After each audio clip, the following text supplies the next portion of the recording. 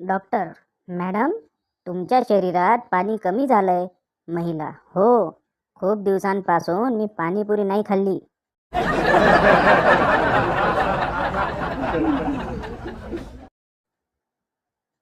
काल जरा वाईटच वाटलं. घरी वरण केलं असेल म्हणून बाहेरून बिर्याणी खाऊन आलो आणि घरी येऊन बघतो तर घरी पण नॉनव्हेज.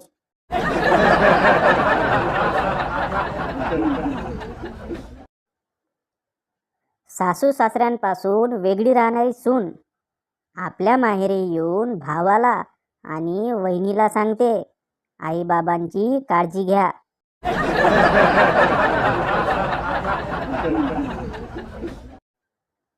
भीती काय असते ती त्या लोकांना विचारा, जी मोबाईल लॉक ना करता घरीच विसरून आले.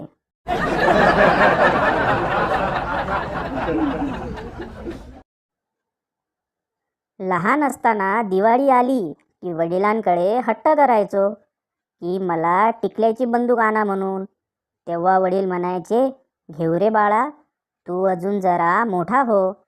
मग वडिलांनी मी 28 वर्षाचा झाल्यावर माझी मागणी पूर्ण केली. आता ती टिकली लावलेली बंदूक रोज वाजते आहे, दिवाळी असो की नसो.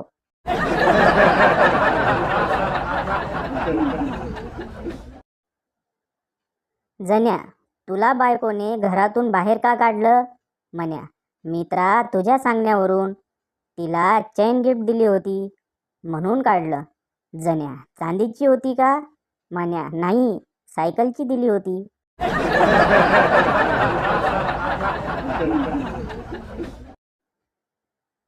बायको: अहो, ऐकलत का?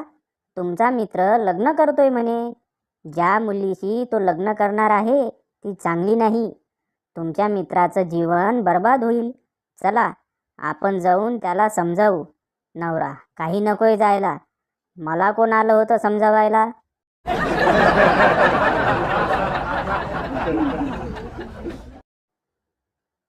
गणपतीला 2 बायका असतात, रिद्धी आणि सिद्धी.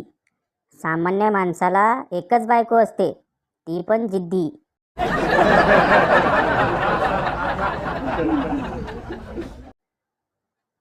एक मुलगी घरातून पळून जाऊन लग्न करते आणि 3 दिवसांनी परत घरी येते.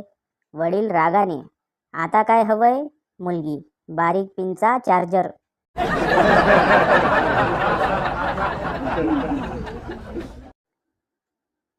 वर्गात म्हणीचा तास चालू होता.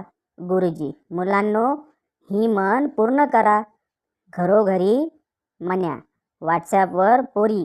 गुरुजींनी चुलीतच जीव दिला.